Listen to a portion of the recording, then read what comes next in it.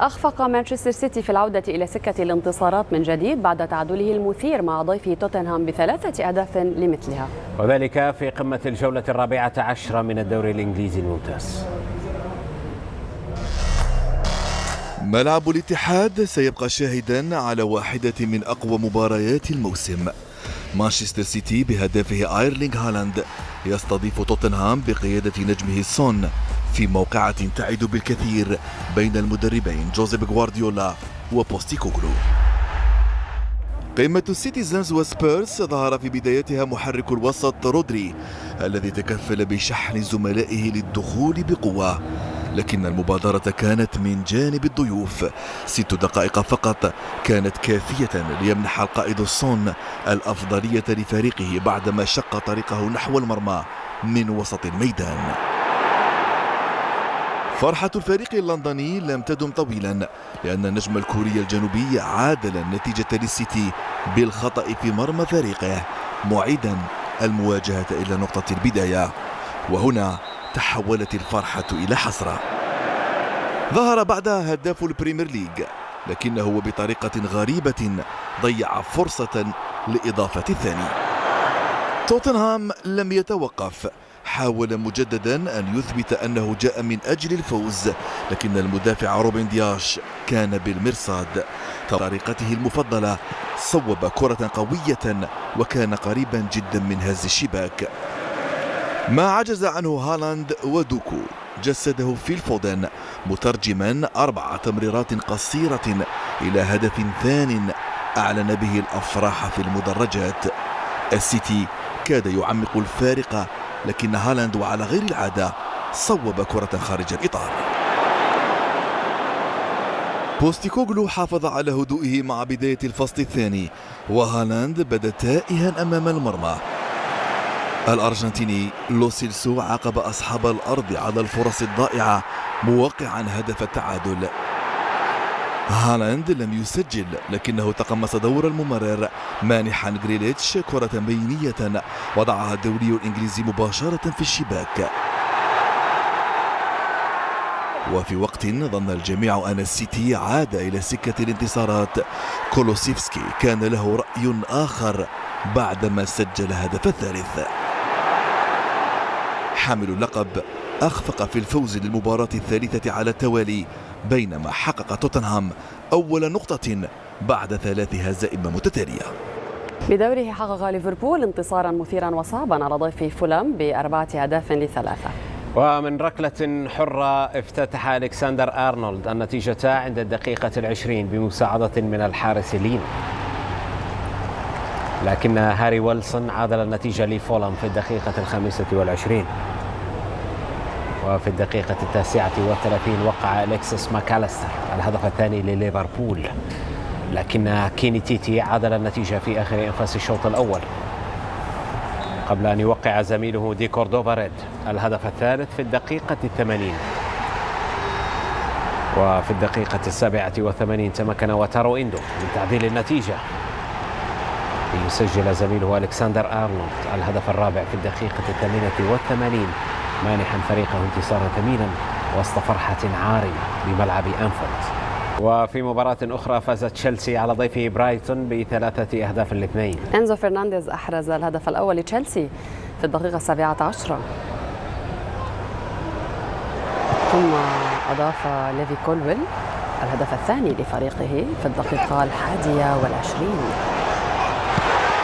وفي الدقيقة 43 سجل فاكوندو بونانوتي هدف الضيوف الأول، ثم طرد كونور كالاغر من تشيلسي قبل انتهاء الشوط الأول بعد حصوله على البطاقة الصفراء الثانية، واحتسب حكم اللقاء ركلة جزاء لأصحاب الأرض أحرز منها إنزو فرنانديز هدفه الشخصي الثاني والثالث لفريقه عند الدقيقة 65.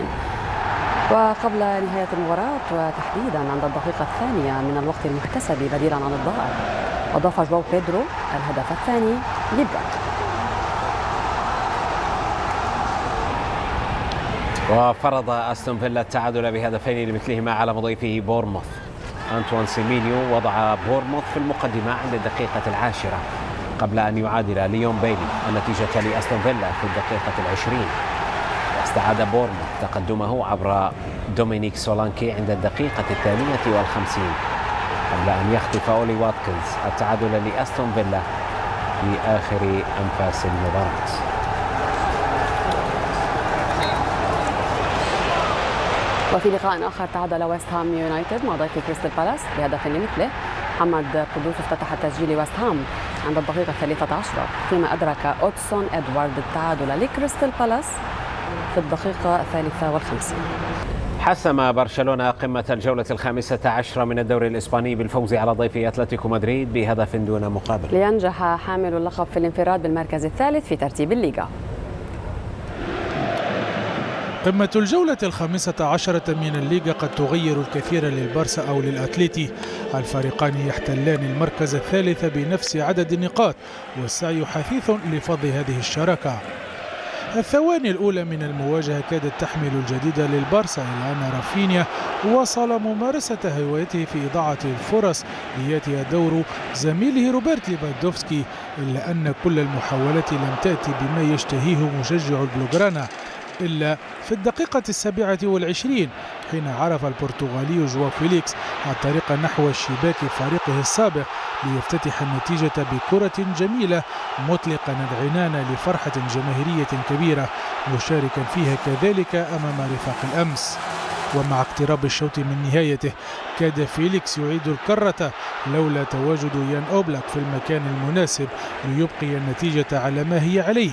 شوط أول تحكم فيه البارسا كما ينبغي في انتظار رد فعل كتيبة سيميوني في الفترة الثانية. وكما كان في البداية ها هو رافينيا يحاول مجددا دون جديد. المحاولة رد عليها أنطوان غريزمان بتسديدة قوية لكنها اتجهت للشباك الجانبية للمرمى الكتالوني. الكتيبة المدريدية حاولت من كل الأماكن وحتى من هذه الكرة الصعبة، إلا أن حارس المرمى إنياكي بينيا نجح في التصدي لها بكل براعة. بينيا تميز مجددا في هذه المواجهة منقذا مرماه مرة أخرى ومساهما بشكل واضح في هذا الانتصار. القمة وفت بإثارتها والنقاط الثلاث بقت في برشلونة لينجح حامل اللقب في الانفراد. انقاد باير ليفركوزن إلى تعادل ثان في مشواره بالدوري الألماني بعد أن انتهت مباراته أمام ضيفه بروسيا دورتموند بهدف لمثله في قمة الجولة 13. النتيجة تبقي كتيبة الإسباني تشابي ألونسو في الصدارة بفارق 3 نقاط عن الملاحق بايرن ميونخ الذي لا تزال لديه مباراة مؤجلة. مباراة ألمانية من طراز خاص. ماكينات باير ليفركوزن تستضيف ماكينات بروسيا دورتموند ضمن المرحلة 13 من الدوري الألماني لكرة القدم. متسلحا بنتائجه المذهلة منذ بداية الموسم، بدأت كتيبة الإسباني تشابي ألونسو الذي منح الجماهير أمل الفوز بلقب الدوري للمرة الأولى في تاريخه بالضغط منذ الدقيقة الأولى للمباراة، ولكن تأتي الرياح بما لا تشتهي السفن. فمن خطأ دفاعي في الاصطفاف والمراقبة استطاع جوليان رييرسون إحراز هدف مباغت في الدقيقة 5 من الشوط الأول ليتقدم فريقه مبكرا، تاركا العبء كله على عاتق لاعب منافسه، وهو ما بدا واضحا للغاية على وجه ألونسو. استمرت الهجمات والسيطرة من لاعبي ليفركوزن، فتارة يسدد تشاكا كرة قوية إلى جانب القائم، وتارة أخرى يخطئ المهاجم الكرة العرضية أمام المرمى، وركنية أخرى يخطئها المدافع جوناثان تاه على بعد خطوات من المرمى، وهذه ركلة حرة سددت بقوة وتركيز وأنقذها ببراعة غريغور كوبل قبل أن تسكن مرماه.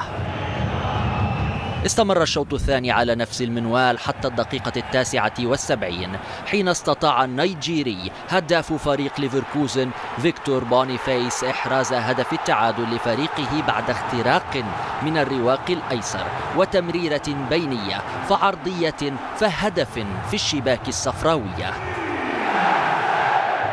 احتدم اللقاء وارتفعت العصبية بين اللاعبين، ولكن بقيت النتيجة كما هي، تعادل إيجابي في مباراة مثيرة بين فريقين كبيرين.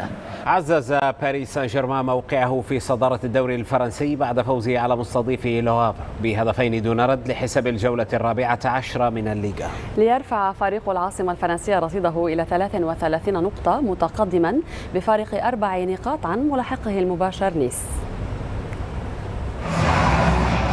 بعد تحقيقه تعادلا ثمينا بطعم الفوز في دوري الأبطال أمام نيوكاسل، شد باريس سان جيرمان الرحالة ليحل ضيفا على لوهافر، خصم سهل نسبيا أمام عملاق باريس، لكنه في ذات الوقت يملك واحدا من أقوى خطوط الدفاع هذا الموسم في الدوري الفرنسي.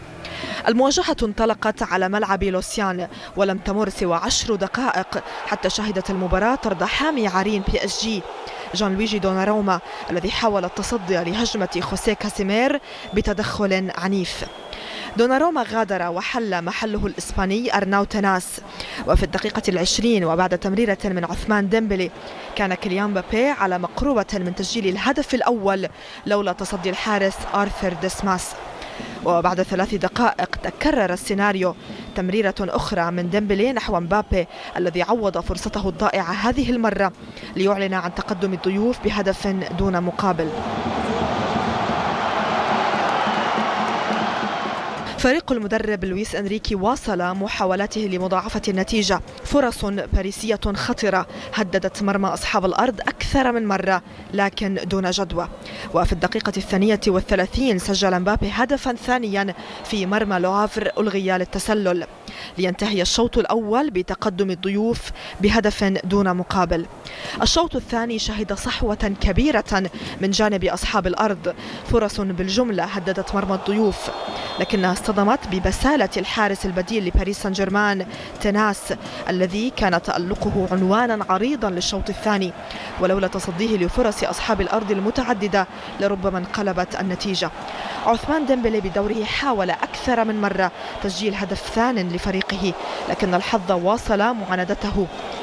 ومع اقتراب المباراة من نهايتها تمكن الدولي البرتغالي فيتينيا من تعزيز النتيجة لفريق العاصمة الفرنسية بتسجيله هدفا مميزا من خارج منطقة الجزاء، هدف أعاد الابتسامة إلى وجه لويس إنريكي لتنتهي المواجهة بفوز واصل من خلاله بي اس جي النتائج الإيجابية في الدوري، ومعززا صدارته لجدول الترتيب بعد مباراة لن ينساها الحارس أرناو تناس. بهدفين دون رد ضمن مباريات المجموعة الأولى من مسابقة كأس الاتحاد الإفريقي. المدافع سعدي رضواني منح التقدم للاتحاد منذ الدقيقة 5، وأضاف زميله إبراهيم بن زازا الهدف الثاني عند الدقيقة 56 ليرفع اتحاد العاصمة رصيده إلى 6 نقاط في صدارة المجموعة. الفريق الليبي تمكن من افتتاح النتيجة بشكل مبكر منذ الدقيقة 3 عن طريق جعفر إدريس، إلا أن الفريق المصري أدرك التعادل عبر مروان محسن في الدقيقة 65، وأشهر الحكم البطاقة الحمراء في وجه لاعب فيوتشر علي الفيل، وخطف كاغالي درامي هدف الفوز والنقاط الثلاث للفريق المصري في الوقت المحتسب بديلا عن الضائع.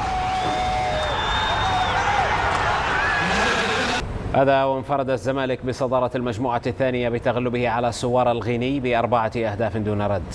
8 دقائق فقط كانت كافية للزمالك لتسجيل الهدف الأول عبر لاعبه أحمد سيد زيزو، وضاعف زميله شيكابالا النتيجة بالهدف الثاني عند الدقيقة 30 قبل أن يسجل سيف الدين الجزيري الهدف الثالث عند الدقيقة 51.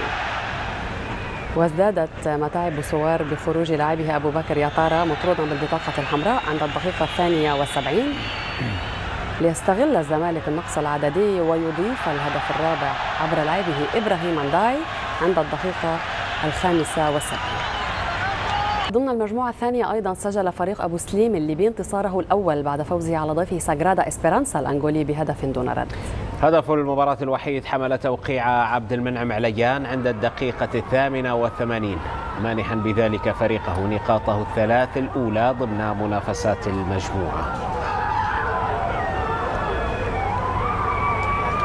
هذا وانفرد نهضة بركان المغربي بصدارة المجموعة الرابعة بعد تغلبه على مضيفه الملعب المالي ب2-1. بول بساني افتتح التسجيل للفريق المغربي عند الدقيقة 30. وبعد 7 دقائق أضاف عبد الكريم باعدي الهدف الثاني لنهضة بركان.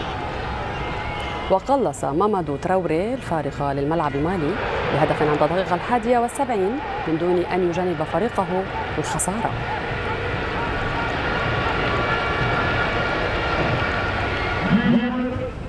وفي المجموعة الرابعة أيضا تغلب سيكوكوني يونايتد على ضيفه ديابل نوار ب2-1.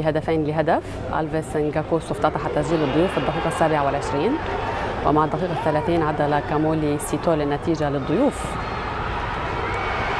قبل أن يحرز زميله دانيال كاردوسو الهدف الثاني في الدقيقة 44.